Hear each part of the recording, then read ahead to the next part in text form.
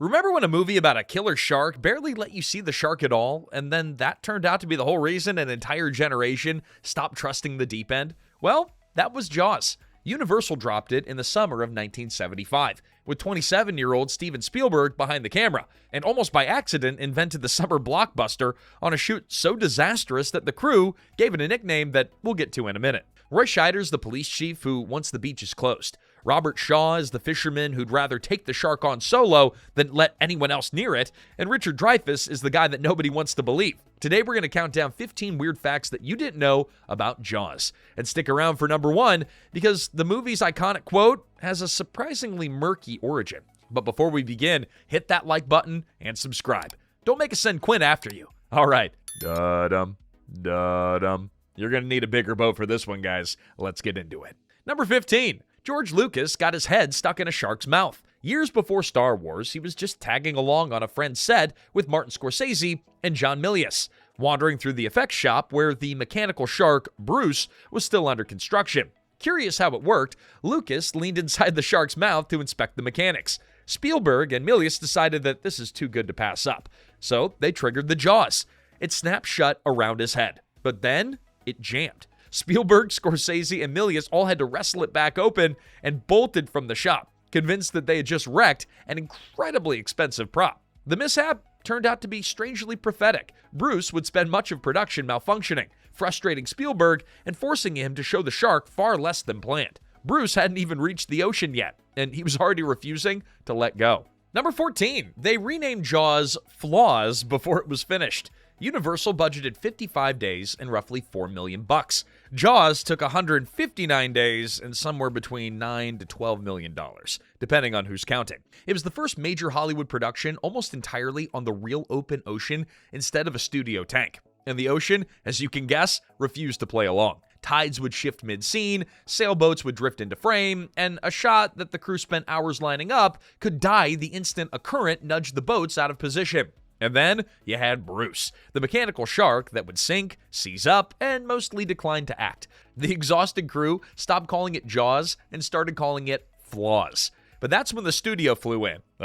Universal chief Sid Sheinberg came to Martha's Vineyard, watched a test run flip the shark belly up in the water, and asked Spielberg the obvious question. Could he please just move this thing into a tank? Spielberg wanted the real ocean, though. Reality, Sheinberg told him, is going to cost us a lot of money. And then he offered a way out. Fold up shop, go home, no blame, no firing. The studio will quietly eat the loss. But Spielberg turned down the escape hatch and kept shooting the movie that everyone around him was sure was doomed. He'd later admit that he was too green to know that demanding the Atlantic instead of a North Hollywood tank was a fool's errand. But by then, it was too late to be smart about it. Number 13. Why Quint was cast 9 days before filming.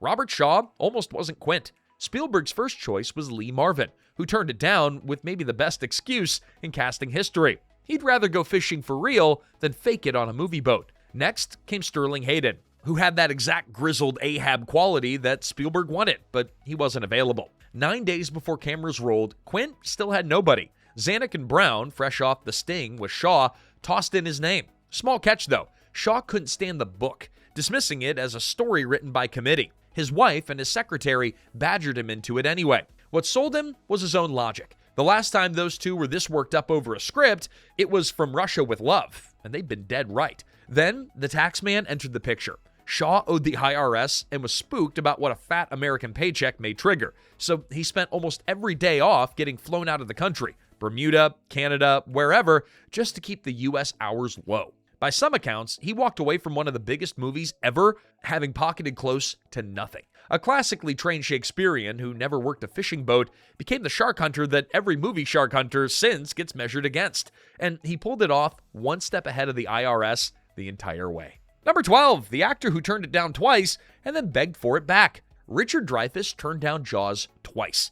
The reason that he gave Spielberg was almost impressively lazy. He said he'd rather watch the movie than shoot it. He had just wrapped the lead in The Apprenticeship of Duddy Kravitz, and he figured that that was the film that was going to make him, and didn't see why he needed a shark picture. But then he watched Duddy Kravitz, and he decided that he had turned in the worst performance in the history of film, and panicked that the moment it hit theaters, no one would hire him again. Suddenly, a shark picture sounded like a life raft. He called Spielberg and begged for the part that he had rejected twice. Shooting had already started, so they cast him almost overnight and had him on camera within days. His instincts about the shoot, at least, were dead on. He had predicted that it would be miserable to make, and it was. He went on a talk show mid-production and flatly called the movie a disaster, and then crawled back onto that same show after seeing the finished cut and pronounced himself the stupidest actor in America.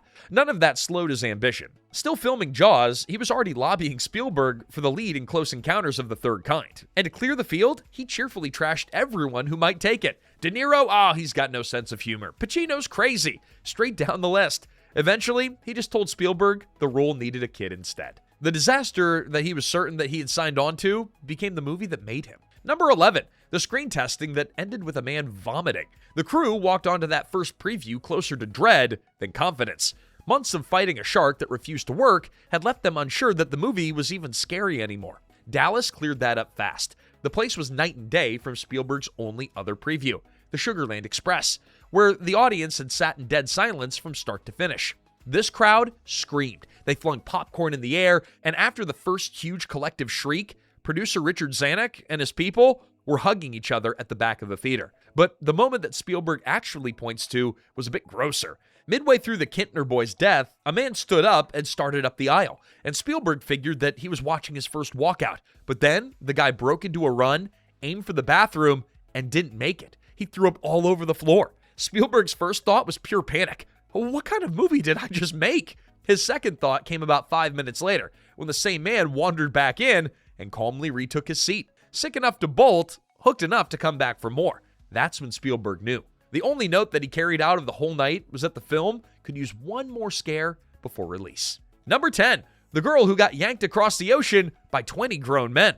Before you even settled into your seat, Jaws throws you into Susan Backlinie's skinny dip in the dark, and she's the one who talked her way into that role. She wasn't a normal casting choice either. A state swimming champion turned weeky-watchy mermaid, she was a stunt performer, and Spielberg had gone looking through stunts on purpose. He knew the effect was going to be brutal, and he wanted someone who could physically survive it. Her pitch sealed the deal. You hire an actress, and she's going to spend the whole scene hiding her face. You hire me, and you can stay on my face the entire time. She got it. The sequence took 3 days. Metal plates were bolted to her cut-off jeans and tied to ropes. And then 2 teams of 10 would haul her back and forth across the water to sell something enormous dragging her underneath. Apart from a pair of flippers, she got no help staying up. She kept herself afloat on swimming strength alone. Spielberg called it one of the most dangerous stunts that he ever directed. When Dreyfuss caught the footage later, he told her it flat out terrified him. And none of it was faked on a computer. No CGI, no green screen, no studio tank. You just had rope, 20 guys playing the most violent tug-of-war imaginable, and one swimmer who refused to go under. 4 years later, Spielberg handed her almost the exact same bit in 1941, except this time it's a submarine periscope yanking her up instead of a shark, and the whole theater is supposed to laugh instead of scream. Number 9, a real shark accident changed the ending of Jaws. Spielberg wanted footage of an actual great white to cut against his temperamental machine, so the production hired Australian divers Ron and Valerie Taylor to shoot the real thing near Dangerous Reef. One catch, Bruce was built to read at 25 feet, and the sharks off the reef ran closer to 15. So to sell the size, the crew shrank the cage and brought in a former jockey, Carl Rizzo, who stood at about 4'11". It almost sounds like the beginning of a joke, but you put a small enough diver next to a shark, and the shark looks enormous. Then, Rizzo got a look at the water and wanted no part of it. Turns out, he couldn't really dive anyway, so he kept stalling on getting in. While the cage sat empty, a great white got tangled up in its cables and started thrashing the entire rig to pieces. Both Taylors were filming, one below and one up top. Valerie later said that if Rizzo had been inside, he would have died. His cold feet saved his life. The footage was too good to waste, but the cage on film was plainly empty, so the story had to bend to match it. In Peter Benchley's novel, Hooper dies down in that cage. In the movie, he slips out through the wreckage and lives. The most dangerous shark in the entire production, he never needed a mechanical rig. He just showed up and did what real sharks do. Number 8, even the boats wanted out of Jaws. Shooting on the open Atlantic meant real boats, real weather, and no safety net. And more than one vessel ended up underwater, the Orca included. The worst of it came from a stunt rig. To make the Orca lurch like a shark had rammed it, the crew bolted a line to the stern and had a motorboat speed off to snap it taut. It worked a little too well. The line tore a plank clean out of the hull, and the Orca, cast and all, started going down in about 2 minutes. the actors were screaming for rescue boats. Meanwhile, the production's 70-year-old sound mixer, John Carter, hoisted his Nagra recorder over his head and made his priorities crystal clear. You save the sound department. Actors can swim. Months later, that same sound team was holding Oscars. The camera went under too. Bill Butler realized that the film might survive if they moved fast. Developing chemicals are basically saline, so instead of rinsing the reels in fresh water, the crew packed them in buckets of salt water and rushed them to a lab in New York. The negative? Made it. Co-writer Carl Gottlieb, on a different day entirely, nearly got fed into a spinning propeller. The shark was supposed to be the danger, but the Atlantic kept stealing the role. Hey, quick pause. If you've refused to put your feet in open water since this movie, don't worry, you're safe here, but drop the moment that Jaws ruined the ocean, and maybe some pools even for you, down in the comments. And if you're enjoying this one, hit like and subscribe. We've still got 7 to go, and Quint hasn't even started drinking yet. Let's get back on lookout. Number 7, nobody checked if the shark could swim. For most of its runtime, Jaws barely lets you see the shark. That was never the plan. This was just damage control. Bruce wasn't one shark. He was actually 3. 3 full-size, 25-foot pneumatic rigs built by effects legend Bob Mattey, who came out of retirement for the job after building the giant squid for Disney's 20,000 Leagues Under the Sea. They tested fine in fresh water, but nobody thought to check what salt water would do to them. Well, salt water did plenty. It corroded the sharks inside and out, leaked into the pneumatic hoses, waterlogged the neoprene skin, and bleached the paint. On the very first day, one of the rigs sank straight to the bottom of the Sound. Each $250,000 shark broke down often enough to swallow whole shooting days. Spielberg's nickname for the whole miserable operation, the Great White Turd.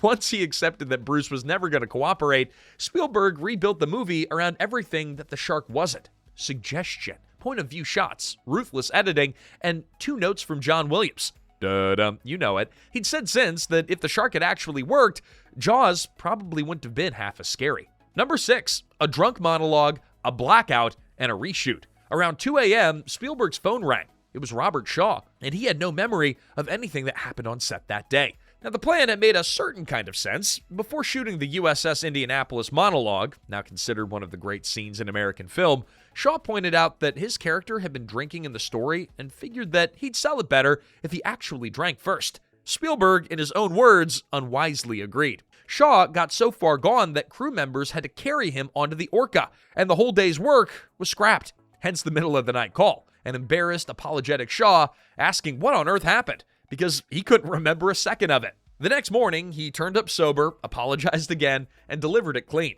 He'd also reworked the speech heavily himself, sharpening earlier drafts into the version that people quote today. When he finished, the crew applauded. The drinking bled into everything, especially his running battle with Dreyfuss. Off camera, Dreyfuss adored the man. But on the walk to set, though, he said that Shaw turned into some evil troll who made him his personal victim. It boiled over the day that Shaw came down the gangplank, cradling a bourbon and asking Dreyfuss to help him out. So Dreyfuss helped by chucking the drink overboard. Spielberg called it the shot heard round the world. Get it? Shaw got even by aiming a fire extinguisher at Dreyfuss's face mid-scene and by needling him into dares. $100 to scale the Orca's mast and then jump off. One disastrous day disappeared into a blackout. The next gave cinema one of its greatest monologues. Number 5, Hollywood borrowed one of World War II's darkest stories. The monologue that Robert Shaw delivered was pulled from the real sinking of the USS Indianapolis in 1945, a disaster that killed most of the crew, many of them taken by sharks over the days that they spent adrift, waiting on a rescue that was agonizingly slow to come. It never appears in Peter Benchley's novel for a simple reason. Benchley never wrote it. Quint's entire backstory was a movie invention, stitched in during endless rewrites. Screenwriter Howard Sackler was the one who suggested making Quint an Indianapolis survivor and knocked out an early version of the speech.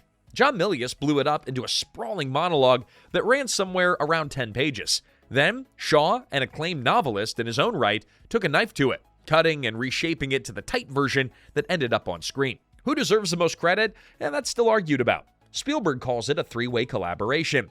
Gottlieb says that Shaw did most of the heavy lifting, while Milius has defended his own draft. Nobody has fully settled it. The shark was fiction. Quint's greatest story wasn't. Sometimes the scariest scene in a shark movie is the one that was pulled straight from history. Number 4, a severed head, $3,000, and a backyard pool. Ben Gardner's head floating out in that wrecked hull is a jump scare that everyone still remembers Jaws by. When Universal refused to fund one more jolt, Spielberg reached into his own pocket.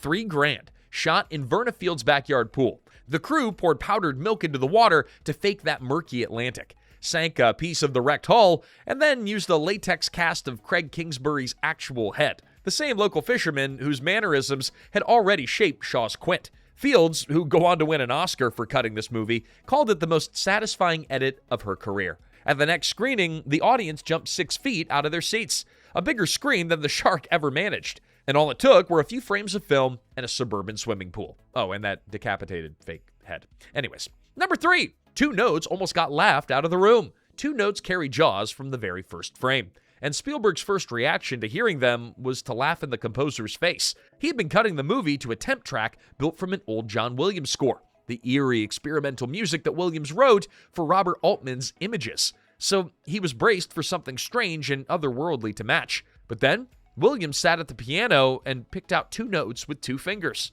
Spielberg cracked up. Williams had a great sense of humor. Obviously, this was the wind-up to a bigger joke, right? Well, it wasn't. Williams played it dead straight. That's the theme. Spielberg asked to hear it again, and the second time, it clicked. Sometimes he realized the simplest idea is the one that works, and those 2 notes handed the shark an identity that it never had on screen.